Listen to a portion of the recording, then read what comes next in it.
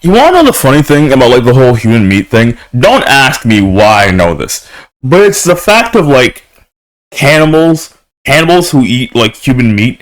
You know it's not for the taste, right?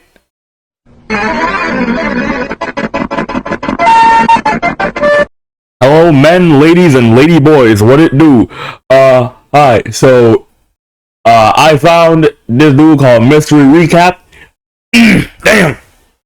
I saw I saw one of my favorite YouTubers, Yo808, like do, like watch movie recap type stuff.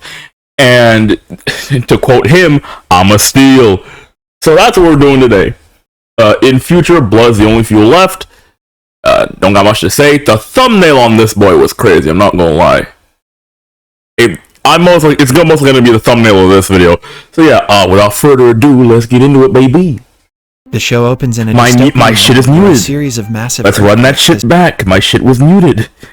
The show opens in a dystopian world where a series of massive earthquakes has fractured the U.S., forming a vast sinkhole along the Mississippi River. The climate crisis has raised temperatures to a scorching 46 degrees Celsius, and people are impoverished, hungry, and desperate. Water is as rare and precious as oil, which now costs $2,000 per barrel. In this bleak world, the only chance at escape is by winning the Blood Drive, which is a deadly car race. But since the fuel prices have skyrocketed, I hope y'all are aware that y'all know that this is the future, right?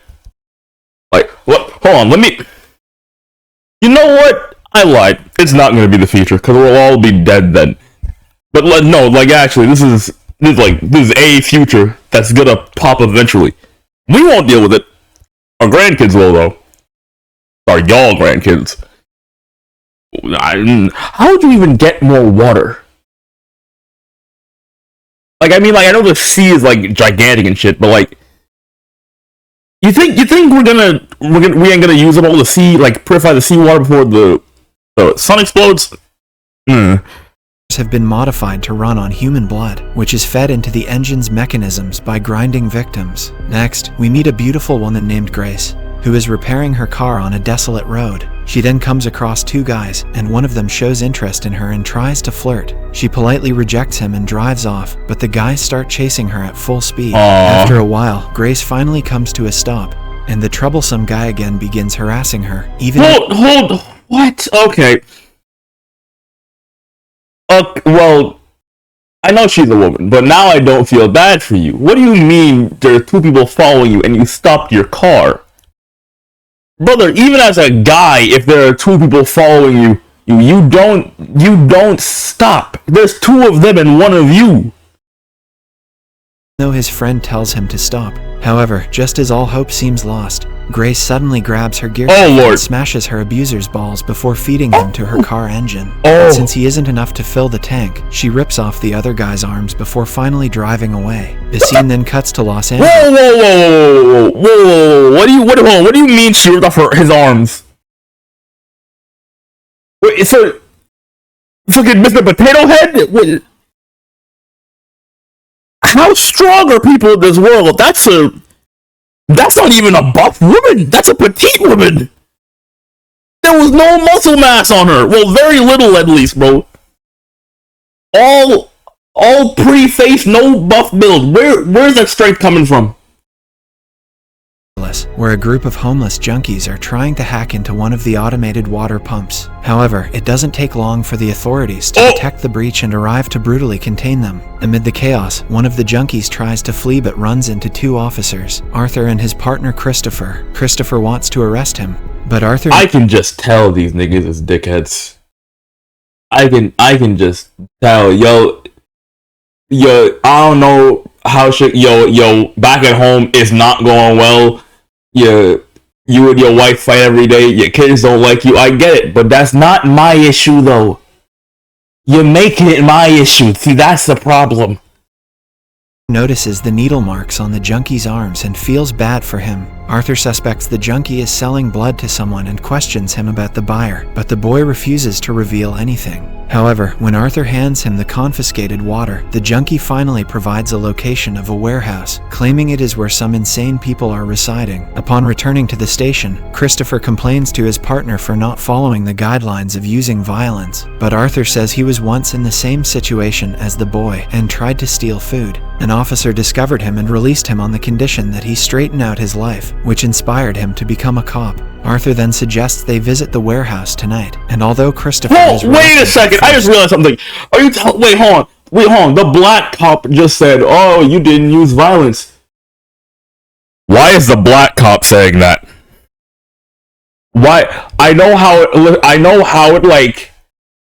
looks if the white cop says, "Oh, why didn't you use violence?" But him being black and all, brother. You're sending us back. This is in the future, and you're still somehow sending us back. He eventually agrees. That night, the two officers arrive at the warehouse, where they notice a ceremony called the Mayhem Party going on, hosted by a man named Julian Slink. It turns out he's actually launching a cross-country blood drive race with a $10 million prize at stake. Hunger Games ass fit. Have tech chips implanted in their skulls, and they can never be too far away from their teammates, or Slink will explode their brains. Furthermore, if they finish last in any round, Slink will explode their brains. We then meet several racers, such as the Scholar, the Gentleman, Ribbone, and none other than Grace. Upon seeing all this, the officers decide to call for backup to take down the illegal road race. But Arthur immediately goes to confront them alone, only to be captured by the violent crowd. Slink is intrigued by the cop and decides that he will also take part in the race. He warns Arthur that he will kill him if he doesn't put on a good show, and forces him to team up with Grace against her wishes. Slink then forcibly implants chips on both of their bodies, causing them to scream in pain. Meanwhile, Christopher tries to help his friend, but is brutally... I call bull. She was able... This shit is 30 minutes. I should really stop pausing. She was able to rip somebody's arms off, bro. No, she shouldn't have been able to get captured like that.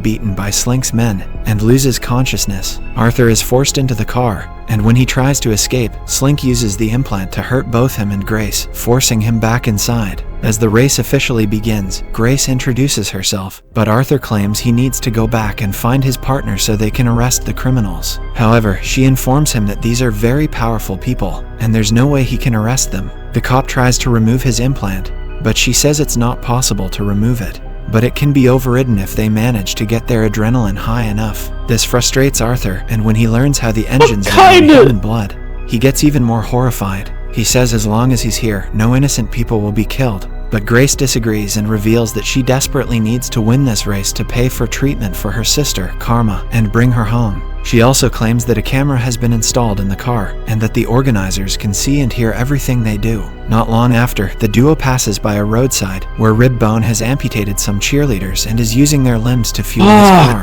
This infuriates Arthur, who forces Grace to stop the car and immediately goes to confront Ribbone. The two men get into a brutal fight until Ribbone eventually leaves the girls alone and drives off. Meanwhile, Grace realizes that her car has broken down because of Arthur's actions and gets frustrated. She uses binoculars and spots another team driving by, then sets a trap for them. Soon, the Gentleman and the Scholar, who are a couple, come across the trap, prompting them to halt their car. Grace then threatens to chop off their hands and orders them to fix her vehicle. The Gentleman agrees and asks the Scholar to do the job since he is an excellent mechanic. After the car is fixed up... so... This is gonna be quick, I promise. So, does that mean that he is the one who's... he's the one... Fuck, where am I going with this? I'm trying to say, are all cars here, running on blood? Or is it just these guys? Brother, do you know how much money you could make with that? Well, actually, never mind. You'd get shot. Never mind. Arthur and Grace move on, but they soon get into trouble when they realize their car has ended up in last place, which means Slick will use the implant to kill them. Just when all hope seems lost, Grace comes up with the idea of getting intimate to spike their adrenaline and override the implant. Arthur has no choice but to agree, and the two end up making love in the car as they race towards As it's moving? The plan ends up working, and the pair live to fight another day. That evening, during another mayhem party, Slink informs Arthur that he has recalibrated the pulse charges, meaning they can't use the same trick in the next race. He also gives Arthur a business card, which reveals that Slink is a member of an organization called Heart Enterprise. Arthur is shocked to learn this, as Heart Enterprise is the most powerful organization in the country, controlling everything from housing to food, hospitals, and even the police. Next, Arthur approaches Grace and assures her that they will win the race, and she can keep the money. In exchange, she must help him in his plans to bring down the entire operation and expose these psychos, which Grace agrees to.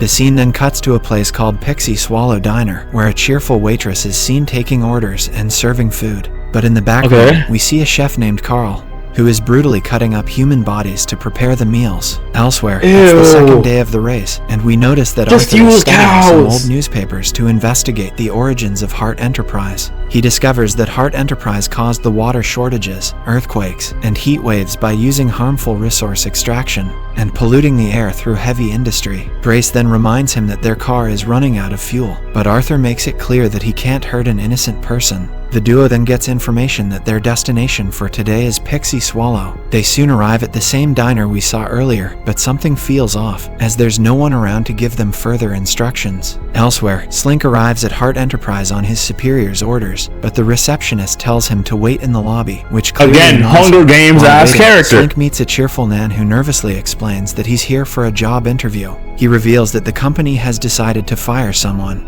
and called him in to replace them, which makes Slink worried. Meanwhile, we see Arthur and Grace at the Pixie Swallow Diner, eating burgers without realizing they're made of human meat. That evening, all the racers end up staying at the motel next door, which is also owned by Carl. Arthur is then seen eating dinner when he finds a human nail in his food, which horrifies him. He goes to the back room, where he overhears Carl and his daughter discussing that they don't have any more meat to make food. You wanna know the funny thing about like the whole human meat thing? Don't ask me why I know this, but it's the fact of like cannibals who eat like human meat. You know it's not for the taste, right? Like human beings, humans aren't atrocious, but at the same time, they don't eat it for like the taste pleasure. Cannibals eat human meat simply because of the forbidden act of eating human meat. It's like fucking. It's like taking somebody's boyfriend. You're not doing it because you actually like them. You're doing it for the act of taking somebody's boyfriend. Just for the sick act alone. So this is quite literally bad for business. You could have literally just grabbed some pork.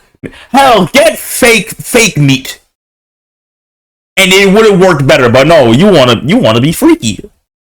Food, but the creepy chef assures her that he will call some of his boys, who will arrive and butcher the racers. Upon hearing this, Arthur is horrified and immediately goes to inform Grace, who ends up vomiting in disgust. The two then decide to leave the place immediately, but the problem is their car isn't running. Furthermore, things get worse when a group of cannibals arrives and begins slashing people violently, creating chaos and panic. Bro, they're serving the meat already! To find the scholar, who can fix their car, but it turns out he isn't in the room, so they assume the chef must have kidnapped him and taken him to the kitchen. In another scene, Slink is approached again by the cheerful man who has just come back from his interview. The guy reveals that they decided to hire him on the spot, and that his mom is going to be so happy, but Slink thinks he's stealing his job and gets very angry. He uses his briefcase to attack the man and mercilessly slaughters him until he's crushed to death. At this moment, an employee arrives and informs Slink they're ready for the meeting. She further reveals that the man who just died was hired for maintenance, which means Slink killed him for nothing. Back at the diner, Arthur uses the phone to reach Christopher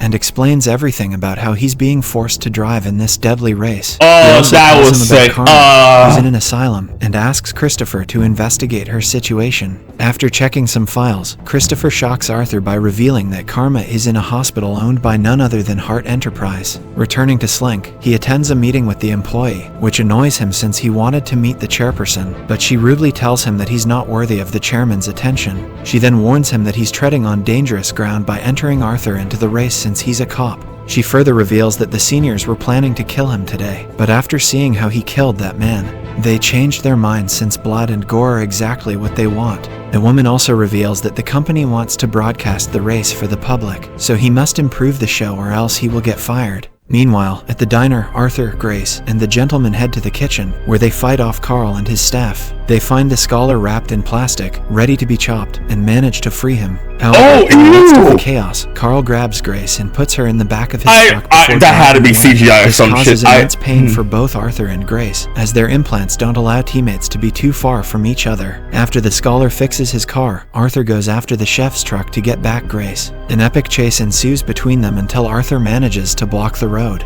and begins beating up Carl. The chef begs for mercy, saying there was no money to buy beef, and chicken is also extinct, so he had no choice but to use human meat. Chicken is extinct? No money to buy beef, and chicken is extinct. How are y'all alive? Well, no, okay, there's still... No, wait, there's... No, you can't... No, because... How is anything alive? I would have said some shit like, oh, y'all can still eat plants and shit. Like, hold on, wait, there's no water, meaning that even plants couldn't really survive. So how are any of you alive? What do y'all eat? But Arthur refuses to believe him and arrests the cannibal chef for his crimes. However, Grace goes one step further and kills Carl with a sharp object before feeding him to her car to use as fuel. Arthur doesn't intervene this time, knowing Carl was a bad man who had done horrible things. Afterward, Arthur informs Grace about his conversation with his colleague and reveals that Karma is in a hospital owned by Heart Enterprises. He believes this isn't a random connection and that she's being deliberately played by the organizers. This worries Grace, so they decide to make a detour the day after tomorrow and visit the hospital where Karma is supposed to be staying. The following day, another race begins, this time with Utah as the destination. However, Grace and Arthur get into trouble when they experience a sudden tire blowout. Grace manages to temporarily fix it, but they soon realize they need to take a shortcut through a place called Steel City to get car parts. What in Steel the... City was once a car Okay, alright, manufacturing whatever. town. But after the massive fracking earthquake, it was declared abandoned, and nobody knew why. Troops were sent in to rescue any survivors, but were never heard from again. Sometime later, the duo finally arrives at Steel City. The steampunk villain central ass They city. hear some kind of creature crawling in the distance, which scares them. The duo decides to leave the place immediately, but just then, a group of creepy people shows up, prompting them to hide. The group's team leader is amazed to see a new car arrive out of nowhere, and they decide to present it to their supervisor. They then steal the car and enter a bunker-like place that requires a password, which Arthur manages to memorize. This Afterward, Mad Arthur Max and Grace ass also city. use the password and head inside to retrieve their car. They quietly hide and observe as the team leader presents the vehicle to their supervisor named Mercedes. The group seems to be some kind of cult that worships something called Synergy, and worships Chassis and Bobblehead. Mercedes turns out to be... Why is everybody else dirty, but yet Mercedes is the only one who's actually clean? Like, for a bad guy, Mercedes is, like, suspiciously clean. And not, like, gruffy in any way. Your hair is curled. How you get in this situation? be their cult leader, who sits atop a mountain of broken electronic devices like a throne, and makes them worship Synergy with bizarre movements. Upon seeing this, Arthur and Grace are shocked and realize that these people are completely crazy. Arthur then decides to reveal himself as a distraction while Grace proceeds to get back the car. The group immediately tries to attack Arthur, but Mercedes orders them to split up and make sure no one else is around. After they leave, Mercedes begins interrogating Arthur, demanding to know what he's doing there. He explains that he's a racer and just needs his car to leave without any trouble. But Mercedes reveals they can't leave the place at night for some reason. She then tries to attack him, but Grace appears with a weapon and threatens her to back off. Just then, they hear growling and snarling in the distance, which worries Mercedes. It turns out that while Arthur and Grace were sneaking inside, they left the door open, letting the creatures in. Mercedes then reveals that these creatures are called glimmers, and they used to be humans, but something poisoned their water, turning them into monstrous creatures. These creatures then became addicted to gasoline and are so sensitive to light that they explode whenever it shines on them. Mercedes adds that her group scavenges during the day, but never leaves at night. They can't leave Steel City either because they don't have enough gas. In the meantime, the glimmers begin appearing and killing the cult members one by one in the They gave a group of 10 people off the street glow in the dark goggles and just said, "I stay in the dark. Good luck, soldier. This is going on your resume." dark. Mercedes and Arthur then decide to grab the little gasoline left in the storage room so they can turn on the generator. On the way, she asks how they managed to get all the way here, and Arthur accidentally reveals that their car runs on human blood. Upon hearing this, Mercedes suddenly comes up with an idea to finally escape this place. She locks Arthur inside the storage room before running off to find the car. We could have gone Grace is waiting for together! them when she tries feeding the Glimmer blood to her car. The blood shockingly turns out to be some kind of super-powered fuel, making the car go insanely fast. She rushes to find Arthur and frees him after discovering him trapped in the storage room. Meanwhile, Mercedes manages to find their car and attempts to leave the place on her own. But the team leader spots her and accuses her of betraying their trust and abandoning them. In a final act of revenge, he shuts off the lights, causing the Glimmers to swarm in and finish them off. Next, Arthur and Grace light some fireworks. Nigga, you could have gone with as her! They rush toward their car. On the way, Arthur is shocked when he notices that the factory belongs to Hart Enterprises, meaning the corporation was behind the town's downfall. They manage to get into their car, but hungry and violent Glimmers still surround them. Grace then destroys them with the car's headlights and collects their blood for later use as fuel. With this, the duo finally escapes the cursed city and reaches the finish line just in time before the last racer. That evening, during another mayhem party, the duo plans to visit Karma's hospital, which is not far away. But this means Slink will blow their heads off, so Grace comes up with an idea. She approaches the scholar and shows him the power of Glimmer blood, which can turn their vehicle into a supercar. This impresses the scholar, so Grace offers to share it with him if he tampers with the remote control Slink uses. I'm sorry, I just gotta say this. Hey, no disrespect to this actor, right? No disrespect to this actor, right? But dog, at certain angles, bro just does not look real. I'm being so dead ass. At some point, I thought his eyes were completely black. Bro, he doesn't look real. I know I apologize, but just at certain angles, brother, they hold you. Agrees to help her, although he reminds her that if the organizers find out, she will be in great trouble. In the next scene, the duo are on their way to visit the asylum so they can meet Karma. He looks like a minor. He finds out about this and tries to torture them with the implant, but realizes that it's not working anymore. On the other hand, we see Arthur and Grace arriving at the asylum, where the receptionist is ravenously eating a candy bar. Grace asks about Karma and her doctor, Kleinfeld, but the receptionist doesn't show any concern. He seems weird and doesn't reveal anything other than that Karma was transferred. Returning to Slink, he summons Ribbone and orders him to go after Arthur and finish the man. He gives him the location as well, but urges him not to hurt Grace, as he needs her alive. Meanwhile, in the asylum, Grace is walking through the halls and finds that the place is in turmoil, as the deranged patients have broken free. This reminds Grace of the time when she went clubbing with her sister before she became sick. It turns out that Grace wanted to find a guy named Primo and seduce him, as he would help her get in the cross-country race. Karma wasn't comfortable with the situation,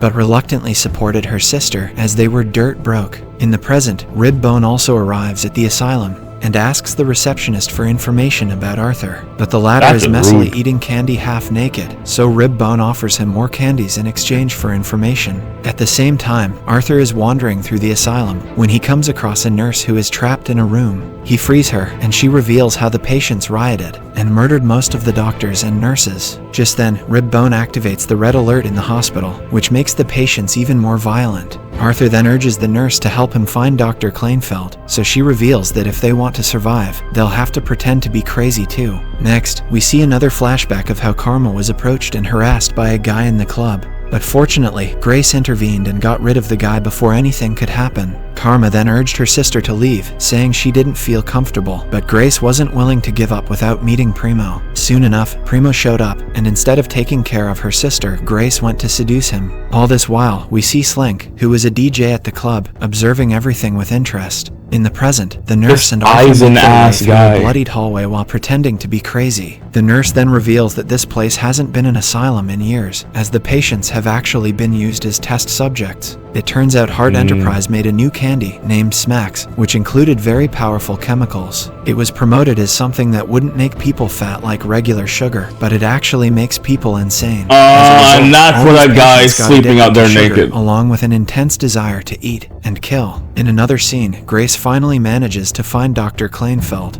but he is badly injured. She desperately asks him about her sister, but the doctor doesn't say anything beyond, "You have to save them." Before he can say more, a deranged patient shows up and ends up killing him, leaving Grace frustrated. She then gets into a fight with the patient, and after a long and Okay, hold on. Wait, hold on.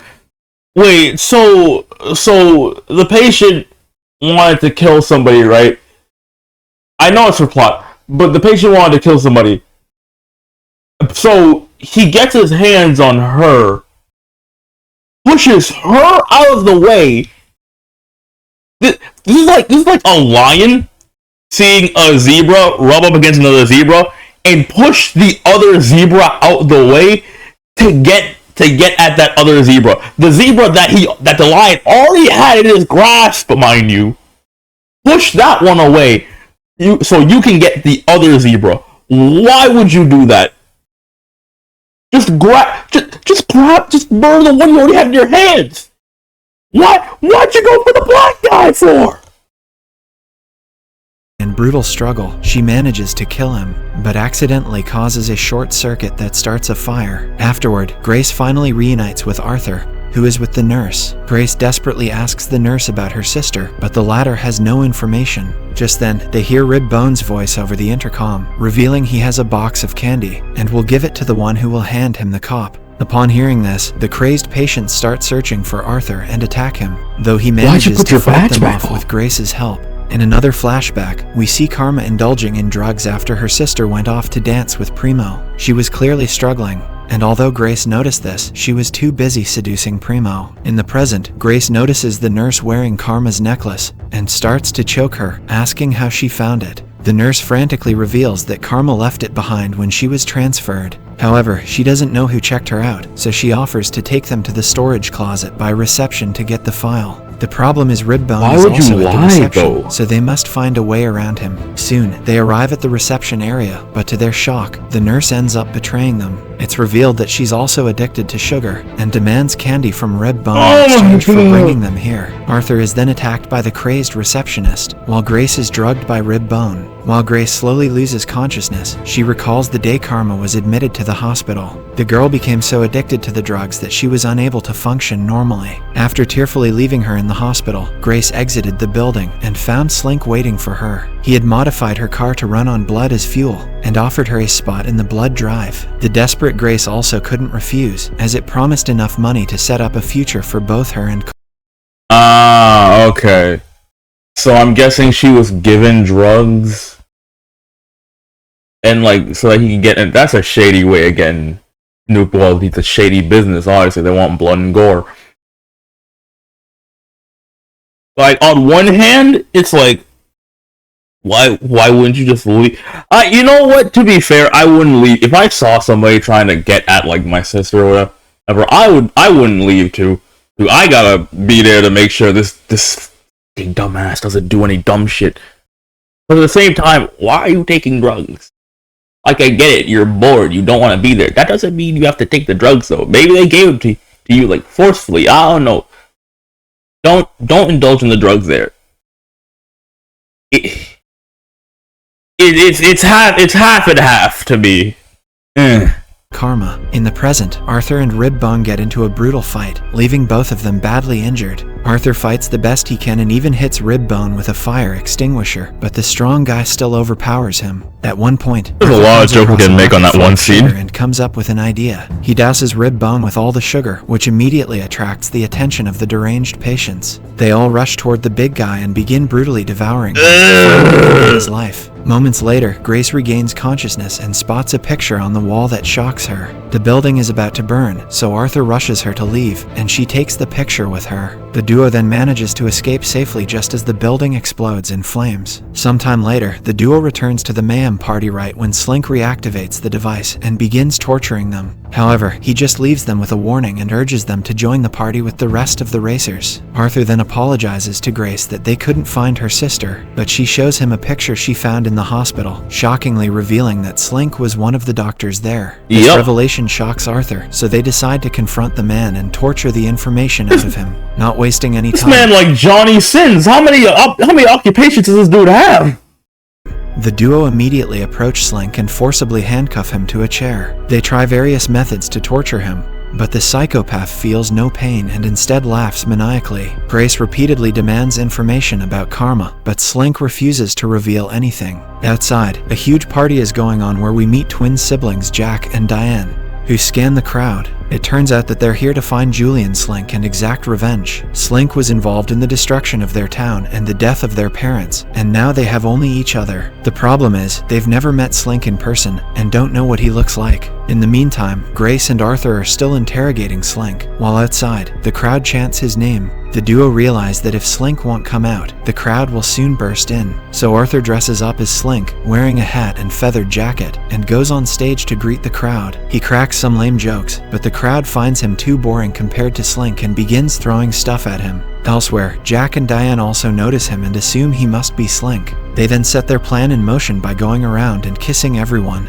Apparently, they are carriers of the Dionysus strain, a deadly virus that turns the afflicted into violent creatures desperate for lust. The twins spread the virus to everyone through their kisses, making them extremely horny so they won't interfere in their plan to kill Slink. Soon, Okay,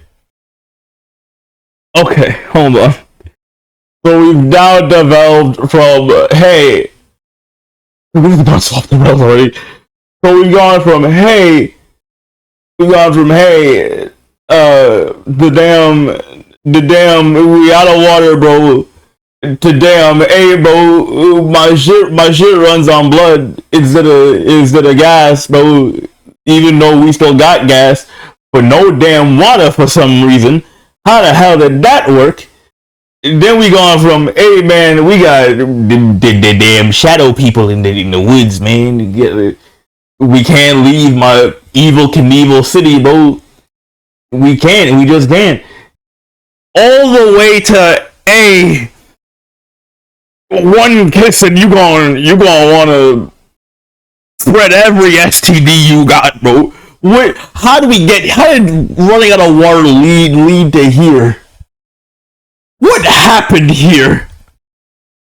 I feel like this like movie needs a prequel to understand any of this.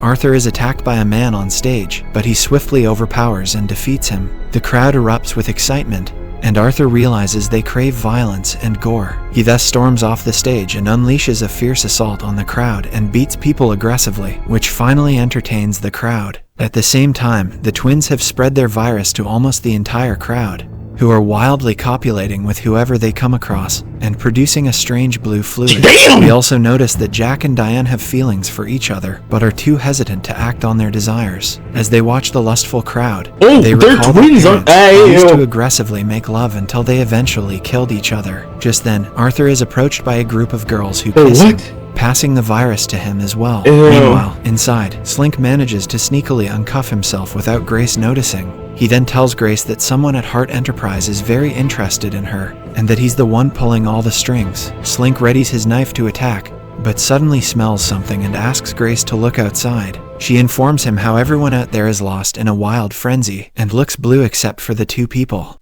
who seem harmless. However, Slink frantically tells her that those twins are very dangerous, and asks for her help in defeating them. He further reveals how Hart Enterprise experimented on this town many years ago, involving a virus called the Dionysus strain. The virus has 3 stages. The first is a euphoric attack that causes all repression to be released. The second is when the body's fluids turn blue. And the third is when they become zombies and start killing each other. In this way, the whole town was destroyed by the experiment, and only the twins survived. Slink then asks Grace for her help by going to the nearby lab to find the antidote for the virus. Grace refuses, but he manages to convince her by saying that if he dies, she will never find out Karma's location. Outside, the twins approach Arthur and try to attack him, thinking he is Slink. But fortunately, Grace intervenes just in time and reveals that he isn't Slink, but a cop named Arthur. The twins also believe her and leave to find the real culprit. Afterwards, Arthur feels horny due to the virus and tries to make a move on Grace, but she refuses his advances. She then tells him about their dire situation and orders him to urgently head to the lab to find the antidote for the virus. Upon hearing this, Arthur heads to the lab while the twins approach Slink inside his cabin.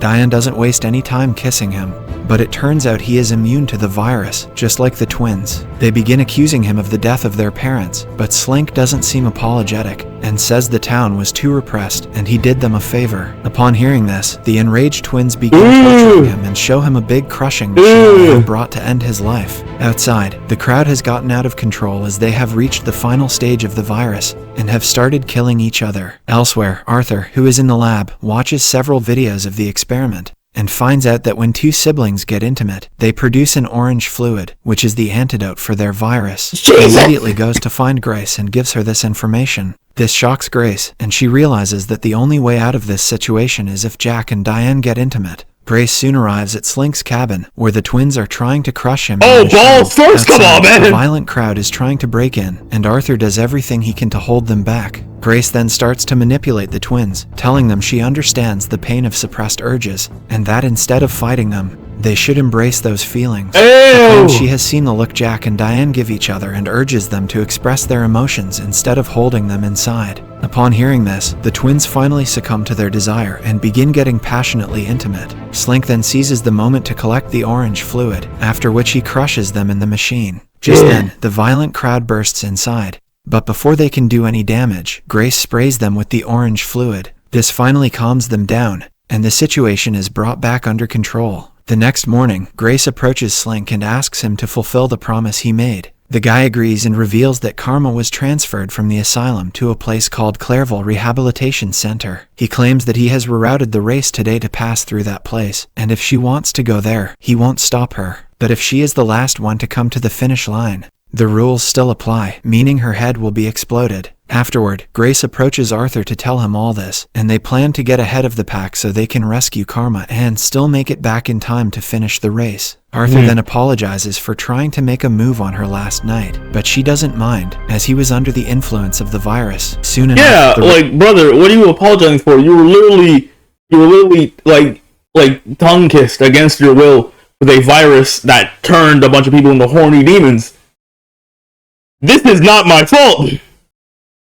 Race begins, and Slink gives a daunting new challenge. They must ride through a dangerous place called Savagelands, where every time the brakes are applied, the engine shuts down for 10 minutes. This worries our protagonists, but Grace remains fiercely determined to find her sister no matter what. Sometime later, they enter the Savagelands when a group of barbarians suddenly arrives on motorcycles. They begin attacking the racers and even manage to kill a few of them. They cause many crashes and explosions in the area, but our protagonists keep driving. At one point, the duo notices a vehicle in the middle of the road, and Arthur urges Grace to hit the brakes. She then reluctantly stops the car, activating the 10-minute penalty. Grace soon pushes the vehicle, and it turns out to be just a facade of painted wood made to look like a road truck. Since they can't drive away, the barbarians soon manage to catch up to them. They step off their motorcycles and remove their masks, revealing that they are all women. Arthur tries to reason with them, but a woman named Carolina immediately hits him and knocks him out. Afterward, the barbarian group captures and takes the duo to a place called Majora.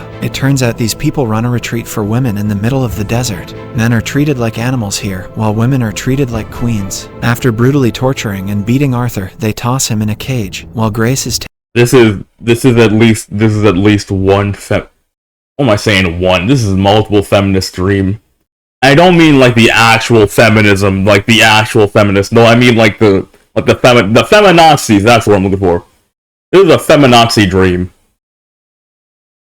Taken for a spa treatment. Carolina claims that the place is paradise for women and urges her to stay, but Grace bluntly tells her she can't stay because she needs to find her sister. Elsewhere, Arthur meets another prisoner who seems to be in a very bad condition. Arthur asks what these women want from them, and the man reveals the one thing they can't get on their own. It turns out they use a milking machine to extract sperm to artificially inseminate themselves. Arthur looks through the bars and sees a makeshift lab where a woman is attaching a hose to a man's groin. Above them, a large jar is slowly filling with semen via a tube connected to the man, which horrifies Arthur. In another scene, Grace decides she can't stay any longer and tries to leave, but the women try to stop her. Grace states that she needs to go to Clairville Rehabilitation Center, and Caroline shockingly reveals that all these women used to be inmates there. They were tortured and assaulted there, so they rebelled and burned the hospital down. This horrifies Grace, and she asks Caroline if they know her sister Karma, who is also an inmate. Caroline is surprised to hear the name and reveals that Karma has been with them since the beginning. Meanwhile, Arthur is summoned for the milking of his semen, but he seizes the moment to fight back and attempts to escape. Unfortunately, the women quickly overpower him and begin brutally beating him. Elsewhere, Slink is in Hart Enterprises' office, where he meets two executives who criticize Blood Drive's weak, uncool characters. They want more racers to wear sunglasses, smoke cigarettes, and demand higher death counts per episode. They also insist that Slink use proper grammar in his reports, which irritates him so much that he stabs one of them with a throwing knife. At this point, we finally meet the big boss, who is the chairman of Hart Enterprises. He also agrees that the show's quality is declining and reveals that next week, they will finally broadcast publicly, but without Slink. Hearing this, Slink is enraged and begins to protest, so the big boss reveals that they actually want him dead. At this moment, the injured executive on the floor suddenly rises and mutters that Slink can't be killed before collapsing dead. Elsewhere, Caroline reveals to Grace how Karma was the one who led the rebellion, and she was the bravest among them. She then takes her to a room filled with a shrine dedicated to Karma. Caroline shockingly hands Grace her sister's hospital band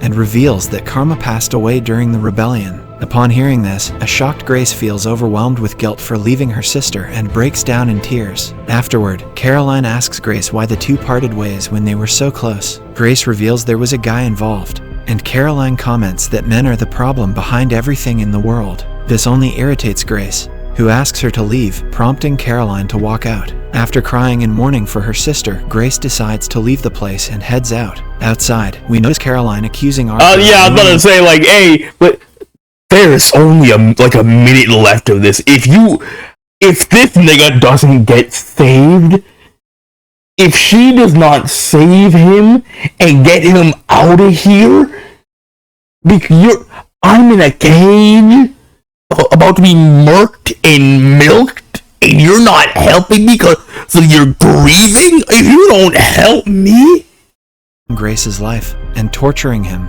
She's about to kill him when suddenly Grace grabs one of the girls as a hostage and urges Caroline to leave him alone. Caroline then accuses Grace of being brainwashed by the Seedmakers and begins beating her up. The two get into a brutal fight, and Caroline nearly manages to kill Grace. But at the last moment, she notices Grace's necklace with Karma's picture and is struck with guilt. She decides she doesn't want to hurt another woman and eventually walks away. Sometime later, our protagonists are back on the road when Arthur expresses his sorrow over what happened to Grace's sister. He claims that Hart Enterprises is responsible for what happened and that they should take down their entire operation to bring justice to Karma and other victims. However, Grace appears to have lost all motivation to carry on and remains silent as the episode comes to an end. Subscribe for more videos like this. This is the show. Huh. I mean, that's fair. Her entire motivation for being there to begin with was to get her sister. Her sister is gone. So what's the point anymore? Hey, listen, you may have lost your sister, but I got beat up, stabbed, shocked, and tortured because I was born with a penis. So, it's kind of, we both got our shit done. If I can handle that, you can handle this. Hey, like, listen, we gonna be aight. I mean we, bitch. I almost got something shoved up my ass. We good. That milking thing though. Seeing the semen in the tubes. Ugh. But yeah, that's today's video. Hope you all enjoyed. Like, sub, all that jazz. I'll party with you almost later. Okay, bye.